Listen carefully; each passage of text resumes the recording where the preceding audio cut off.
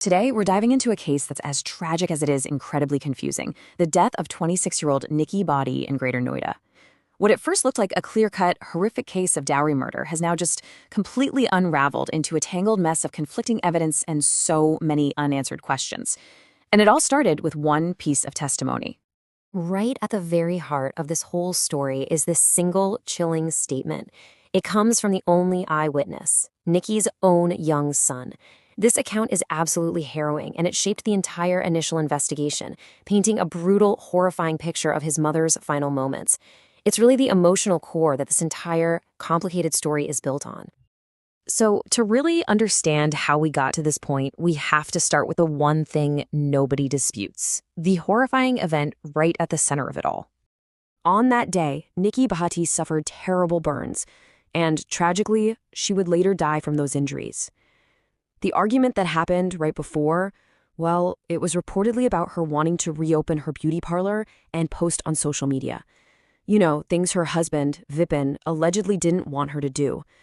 This fight over her own independence is a really crucial piece of the story, at least in the beginning. So, in the immediate aftermath, a very clear story started to take shape. It's the one that was presented by Nikki's family and the one the police ran with. This became known as the dowry murder narrative. According to Nikki's family, this tragedy was actually years in the making. See, she and her sister married into the Bhati family back in 2016, and a pretty significant dowry was given then. But the family says the demands didn't stop.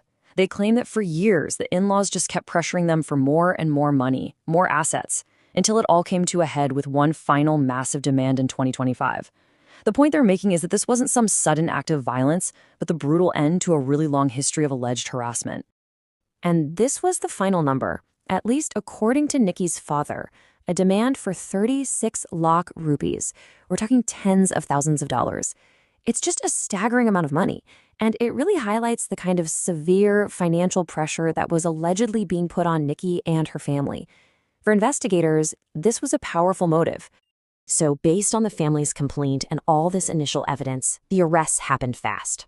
4 members of the Bhati family were taken into custody: her husband Bipin, her mother-in-law and father-in-law, Daya and Satyavir, and her brother-in-law, Roh. And what seemed to seal the deal was the video evidence.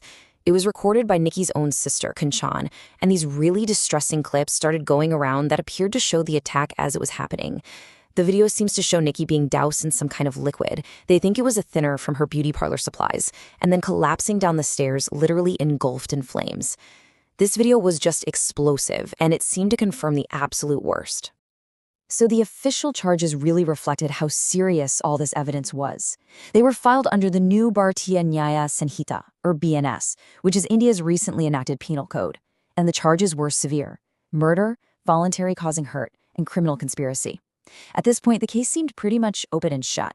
But that's when things started to get a whole lot more complicated.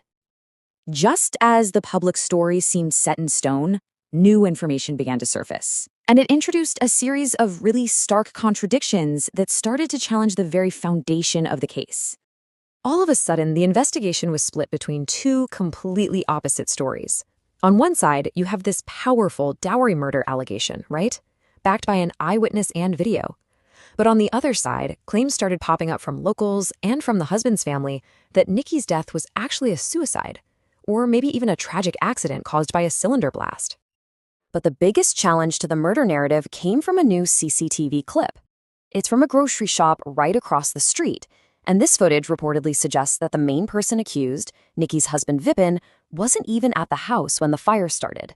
This one piece of evidence directly contradicts the initial story and forces investigators to completely rethink the entire timeline of events. So with all this conflicting information, the investigation is just left in a fog of uncertainty, and it's raising some critical and so far unanswered questions. Okay, so let's just quickly recap where things stand right now. We know Nikki Bhati is dead. We know 4 of her in-laws are in custody, and they're facing murder charges. The initial evidence from her son and her sister is incredibly powerful, but that is now clashing head-on with new CCTV footage and these other theories. The National Commission for Women has also gotten involved, demanding a full report, which just shows you how much national attention this case is getting. And that leaves us with this final, really crucial question. In a case like this, How do investigators actually find the truth? How does the justice system weigh the gut-wrenching testimony of a child against the cold, hard, digital evidence of a CCTV camera? The path to justice for Nikki Bhati is now, well, it's anything but clear. And it forces all of us to confront the difficult reality of trying to find a truth in the fog of tragedy and contradiction.